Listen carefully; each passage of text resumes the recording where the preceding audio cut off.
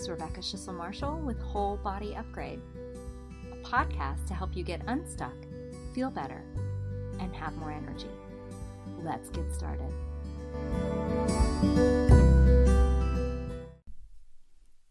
Welcome to episode 3, the systems that keep us stuck. We are in some serious stuckness right now, friends. And one of my friends, and he was a former coworker, recently told me that it's my superpower to see connections. And what I'm seeing right now is that there are so many systems in place that really are sustaining the problems instead of bringing about solutions. And so I wanted to talk a little bit about that today, about these systems that might be keeping you stuck that you might notice. So as I've been thinking a lot about systems, this has come to mind because, I've always thought about it in terms of food and what I see in the health care industry. But I've been thinking more about systems because I am trying to up my game to be a better ally for individuals who are Black, Indigenous, or persons of colors. But right now, very specifically, I'm trying to actively unlearn racism. And I'm just seeing how widespread these bigger systems are beyond our healthcare system, beyond the food system, and how they're really designed. They're designed to obviously oppress and suppress people of color, and Blacks, and occasionally women as well too. We have definitely had challenges as well in that way. And our systems really are built for white men in America to succeed, and it's kind of ridiculous.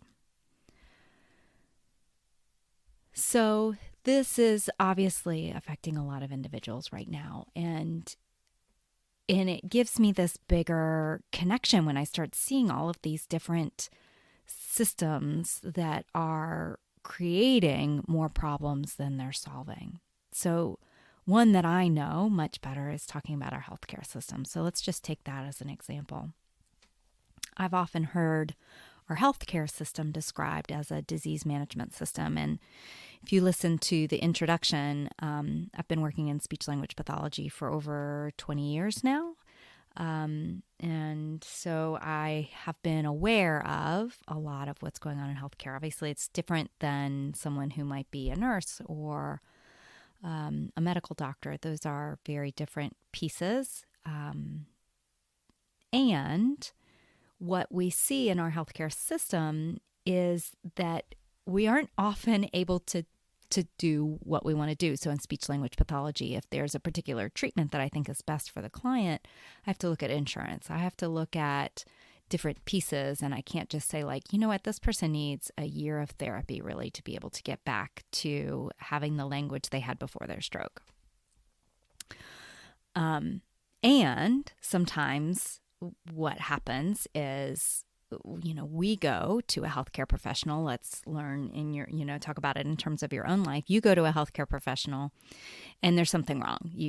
There's something that you're dealing with that you're like, hey, what's going on with this? And often the doctor will prescribe a pill or we'll talk about a procedure. And so in that particular example of healthcare, right, the problem is presented, and usually it's dealt with what they're taught, what medical doctors are taught, what physicians are taught, what, different individuals are taught that are not necessarily natural methods, right? There's nothing wrong with them. They're just not, giving a pharmaceutical pill is not necessarily natural. So it doesn't necessarily get to the root of the problem. Often when I've gone to doctors, there hasn't been a question of, well, let's find out what's really solving that, instead of, oh, there's a pill that solves that problem, which may be all well and good, but why are you having that problem to begin with, right? So the system is designed for that superficial problem and isn't really designed for the root of the problem to get to that original basis. So it's a superficial fix. A Band-Aid gets put on. For example, when my mother was diagnosed with heart disease, I encouraged her to read Dean Ornish's research. He's got some really interesting research. He actually studied with Swami Satchidananda, who is one of the individuals that I studied as well.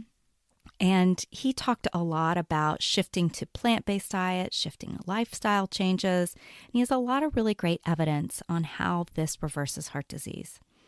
Now, my mother's doctor didn't include this. So there's evidence. He didn't have that information, or she chose not to share it with her. So that wasn't part of her rehabilitation. He did tell her to exercise, which is great. He did tell her to change some things in her diet, but he definitely didn't tell her to be a vegetarian or to cut back on animal-based food, which is a major link to heart disease. That's really interesting, right? It's it's part of the way the system is set up. It's how medical schools are teaching doctors. It's how doctors are trained. It's what they see. It's part of the system. It's how insurance influences how doctors are trained. So it's not just in treatment too. There's this piece in prevention. There's very little focus on how we can prevent these different challenges. So how could we prevent heart disease, for instance? And there's a lot of data on prevention for these lifestyle changes, changing things like sleep, stress management, nutrition, exercise, or more integrative techniques like Reiki or acupuncture. So I've researched stroke and the subsequent language loss that comes from it, called aphasia, for years. And I've often said, as a speech language pathologist, that I would rather be put out of business, because then we would no longer see people suffering strokes. And that's because strokes can be they're preventable by these changes. When we look at, again, stress management, nutrition, exercise. Now, there is, of course, a genetic component to it, but these other pieces play a role as well. So typically there's little education about nutrition or preventative methods, health and wellness in medical schools. The doctors aren't getting that information. Now, of course, both is needed, right? We need to know about the prescriptions. We need to know about the procedures. We need to know about the prevention as well, too, though. We need to have a doctor to be able to treat us when we're having a disease. So that's not the problem. The system, though, is not set up to support eating foods that will support our immune system to prevent us from having some of these problems like heart disease and stroke, for example. So, there are other systems that are involved that I'm not going to mention, like, if you go all the way back to the educational system, and kids are eating foods that are inflammatory for their lunches that are being paid for by the school system, and they're lacking nutrition. So really, we have this healthcare system and these other systems that are contributing to the problem. And instead of working on how can we have more health. So another example would be our food system, right? So this system and our current food system, it isn't really designed for nutrition. It's designed more around what our mouths think tastes good. And often that isn't healthy, right? So this is a circular pattern that can be seen. We see in the grocery stores aisles and aisles of packaged food that actually have little nutritional value to them. They're full of sugar, they're full of additives, things that have been really overly processed. They aren't at that core natural sense. And food that is full of sugar and fat tastes really good. As we all know, we're like, oh, I'm craving a little something, and our brain craves that, right? Our brain actually like that. It gets the feel-good hormones released. And then we have this, again, the cycle that goes on. Our body is craving chips or cake or double mocha lattes because they taste good to our mouth. Our brain says, oh, that was a little shot of dopamine and some serotonin was released, right? All of that then leads us to go back to the double mocha latte instead of looking at what can nourish our body from a more whole state, right? Food tends to be more nutritious when it's in its whole and natural state or very close to it. Simple, free of additives and preservatives.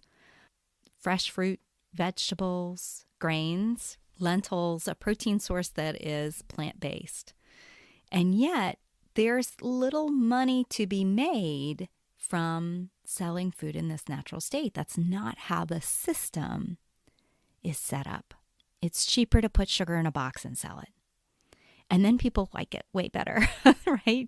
Most people, most kids especially, they like it. If you would rather have a cookie or would you rather have a salad, they would much rather choose a cookie. So this is a problem.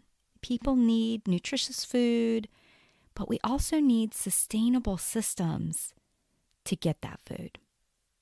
And yet, what we have is this industrialized food system that really supports animal agriculture, which is like a whole different podcast, a whole different system that we'll talk about, and supports sugar, it supports inflammation. And then when we have inflammation in the body, we tend to have more pain in the body and a greater desire usually then to numb that pain. We want the feel-good hormones. We want to not feel our emotions.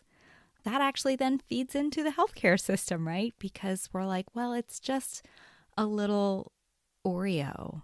I come back to Oreos because I always think about my father. Dad, if you're listening, hi. And his love of Oreos. So it's a lot, right? All of these different systems and the way that they keep us stuck, it can be a lot to think about. Gosh, there are these really big systems that are ingrained in our culture. Those aren't even all the systems. I'm just talking about a few of them, a few examples. And these systems and structures are actually so ingrained that we tend not to see the problem because it's what we are raised in here in America, at least in this culture. It's what we were taught was right. And these systems tend to be the ones that perpetuate this stuckness that we feel. We feel like we have to do things in a certain way because it's what we've always done. It's what everyone else is doing, right? Our families are doing that. And maybe they even poo-poo us for bringing our own food to the family picnic. And that's what's really interesting is when we see those pieces of what we were taught and what the pressure that other people may give us, it can become clear then that this is what's stopping us from changing. So I want to pull back the curtain a little bit and offer you this different way of seeing how we can do things in the United States. I mean, you can do it anywhere, but it's specifically, this is the culture I know of. We don't have to stick with the systems that are broken and perpetuating the very problems that we're trying to overcome. Just even realizing that we don't have to do it the way that we've always done it. That can be a huge eye-opening experience. My sense is it's time for a lot of these systems to change. And I think people are getting fed up in this country and that it doesn't have to be like this anymore. So I want you to consider this, that there is a different way, and I want to offer you this new perspective on health and wellness. This is a way for you to see your own health, right? This is an empowering piece because now you have the opportunity. You don't have to wait for a system to change. I think it's coming, but you don't have to wait. You can actually do things for yourself that will help you. So instead of covering up the problems with the systems that are perpetuating the problems, there's actually a way to get to the root or the core of why you're not feeling well, of why you're not moving forward. So it's part of why I'm offering this podcast is that I really want you to see there's another way to look at things. So what if you went to someone, a wellness professional of some sort, right? Maybe it's a doctor, maybe it's a health coach, maybe it's, a healer of some sort, an intuitive healer like myself. What if they really looked at all parts of you? Like really got the big picture of what's going on in your life. The physical, mental, emotional, energetic, and spiritual bodies. So if you haven't listened to the first episode, I would encourage you to go to that first episode, or both, first and second episode, and listen to what those 5 bodies are in a little more detail. It might help. But what if somebody was asking you, well, what's going on with you physically? Like, what is there pain? Is there trouble? What are you eating? How much are you sleeping? Are you moving your body? Do you love your body, right? What's your relationship with your body? What's your relationship with the natural world? The bigger questions. What about the beliefs that you hold? What are the thoughts in your mind? Do you have grief or emotions that haven't been processed yet? Or have you been to a place that may have energies that you may have picked up on? Is there a stuckness in your body physically, mentally, emotionally, energetically? Or maybe there's a soul essence that needs to be returned to you. The Centered Wellness Framework, the framework that I use, is this different system. It's a different way of looking at your health. So again, I encourage you to just pause right now and thinking about that. Those pieces of who you are extremely important to all parts of you. So what happened to you when you were 8, 9, 10 makes a huge difference in who you are today physically, like your physical body and the physical illness that you may have. And I really want you to understand this, that wellness is possible. So I'm using this term wellness, this health of like this vitality on a bigger, broader scale. Not just I'm physically healthy, but I am really unhappy. I'm really dissatisfied with my life, which is what a lot of clients come to me. It's like, well, yeah, I'm healthy. Like, well, maybe I've got some hip pain, but what do I really want in my life? What's my purpose? And the good news is it doesn't have to be hard. And that's what I really want to get through to everyone who's listening, is that wellness is within reach. Vitality, energy, it's all within reach for you. You don't have to wait for those systems to change. You can get started right now. Just by seeing, how do these systems keep me stuck? Where are my beliefs? What have I experienced?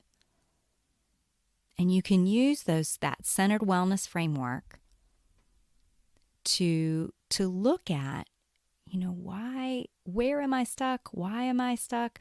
So you can go back to episode 2 and look at that, taking you through, right? The physical body. What am I feeling physically? Are there any sensations in the body? Again, I just talked to a client this week that was talking about hip pain. And so it's a really important one. I'll give you another example. A client that I was talking to this week, he has a lot of issues with his hands, a lot of challenges with pain from arthritis, specifically osteoarthritis. And over the years, what he's come to experience is that working on all the different parts really helped with his hands. There's repetitive movement, there's what you're eating, right? Inflammatory foods make a huge difference, but also the emotional and mental and energetic and spiritual pieces all influenced the feeling of the hands, the ability, the movement of the hands. So looking at that different perspective, now you can start to take a little peek in the world around you at the systems right? How are these systems supporting me? Maybe there are systems that have been like really good for you. Someone pointed out that the educational system is really helpful for certain types of people, right? Especially individuals who are white, but often individuals who really love to sit still, right? Both of my children are very active children, and they have had to find ways to move their body in a place that isn't typically set up, I'll say, isn't typically structured for movement. And I've been very lucky that both of my boys have attended schools where that's been encouraged that, well, you can, if you need to move, let's find a way. So you can use this centered wellness framework, and you can use the 5 wellness bodies, and it can really start to deepen your relationship with yourself, empower yourself so that you can be the person that you go to, right? Well, something's off. Instead of, well, I need to make a doctor's appointment, it can be, well, something's off. Let me check in with my body. Let me check in with my mind. Let me check in with my emotions, my energy, and my spirit. This is the way to shift the system, I believe. I believe we all will start to shift the systems when we start to shift our internal system, right? Our own system. And that's something that's going to serve us all. If we all start doing the inner work, this looking within, it is going to change the bigger system. I don't think we can wait for policy and government to make changes. We need to start now. So let's all work together to bring together a system that brings us more health and wellness and vitality. Doesn't that sound great? I'm all in for that. I hope you are too. All right, friends. Thanks for listening today, and I'll see you next time.